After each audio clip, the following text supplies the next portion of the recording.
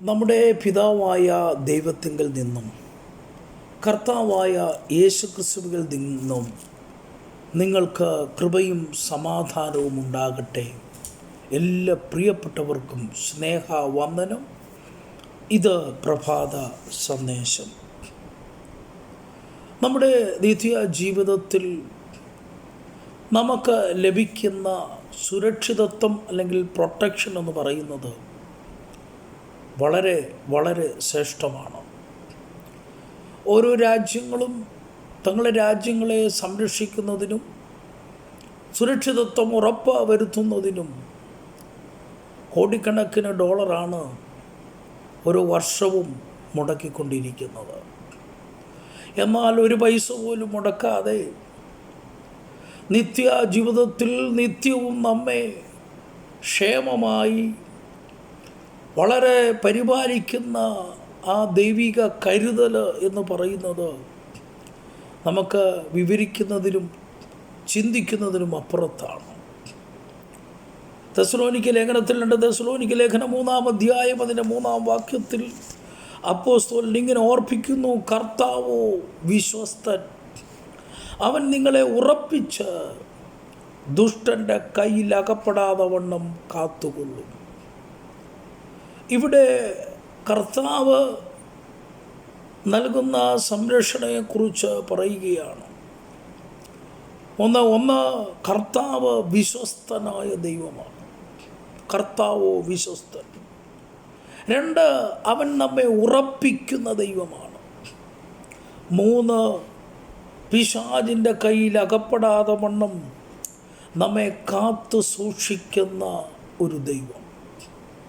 ദൈവത്തിൻ്റെ ശ്രേഷ്ഠകരമായ 3 പ്രത്യേകതകൾ, 3 കാര്യങ്ങൾ നമുക്ക് വേണ്ടി ചെയ്യുന്നത് നമുക്കിവിടെ കാണുവാൻ കഴിയുന്നു.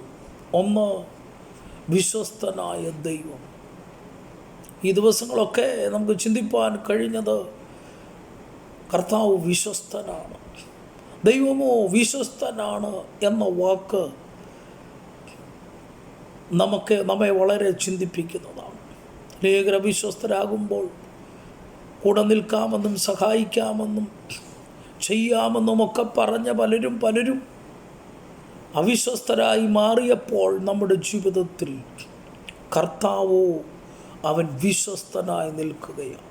1 കർത്താവ് വിശ്വസ്തനാണ്.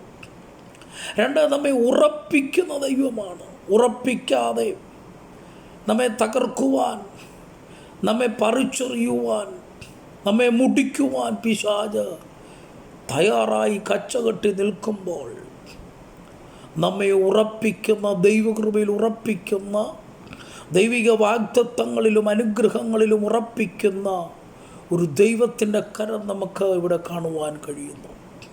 3-ാമതായി നമ്മൾ കണ്ടത് പിശാചിൻ്റെ കയ്യിൽ അകപ്പെടാതെ വണ്ണം, പിശാചിന് വിട്ടുകൊടുക്കാതെ, ദുഷ്ടൻ്റെ കയ്യിൽ അകപ്പെടാതെ വണ്ണം നമ്മളെ കാത്ത് സംരക്ഷിക്കുന്ന, നമ്മളെ കാത്തു സൂക്ഷിക്കുന്ന ഒരു ദൈവത്തിൻ്റെ കരം, കരുതൽ നമുക്കിവിടെ കാണുവാൻ കഴിയുന്നു. ദൈവം ഇത്ര നല്ലവനാണ്. ദൈവം ഇത്ര നല്ലവനാണ്. നാം അറിയാതെ ഒരുപക്ഷെ നമ്മുടെ നഗ്ന നേത്രങ്ങൾ കൊണ്ട് കാണുവാൻ കഴിയാതെ വണ്ണം പിശാച് നമുക്കെതിരായി തന്ത്രങ്ങൾ മെനയുമ്പോൾ, സൂത്രങ്ങൾ മെനയുമ്പോൾ അവൻ തന്ത്രശാലിയാണ്, അവൻ സൂത്രശാലിയാണ്. അതുകൊണ്ടാണ് അപ്പോസ്തലൻ പറഞ്ഞത് പിശാചിൻ്റെ തന്ത്രങ്ങളോട് എതിർത്ത് നിൽപ്പാൻ കഴിയേണ്ടതിന് ദൈവത്തിൻ്റെ സർവായുധവർഗം ധരിച്ചു കൊള്ളുവാൻ പറഞ്ഞത്. ഇവിടെ അപ്പോസ്തലൻ പറയുകയാണ്, പിശാചിൻ്റെ കയ്യിൽ പിടികൊടുക്കാതെ, പിശാചിൻ്റെ കയ്യിൽ അകപ്പെടാതെ വണ്ണം നമ്മെ സൂക്ഷിച്ച് നമ്മെ പരിപാലിക്കുന്ന ഒരു വിശ്വസ്തനായ ദൈവം. നമുക്ക് കർത്താവിൽ പൂർണ്ണമായി വിശ്വസിച്ചുകൊണ്ട് ഏൽപ്പിച്ചു കൊടുക്കാം. കർത്താവിൽ പൂർണ്ണമായി നമുക്ക് ആശ്രയിക്കാം. പിശാച് നമ്മെ തകർക്കാതെ വിശ്വസ്തനായ ദൈവകരങ്ങളിൽ ഏൽപ്പിച്ചു കൊടുത്ത് വരും കാലങ്ങളിൽ നല്ല ജീവിതം നയിപ്പാൻ ദൈവം നമ്മെ എല്ലാവരെയും സഹായിക്കുമാറാകട്ടെ.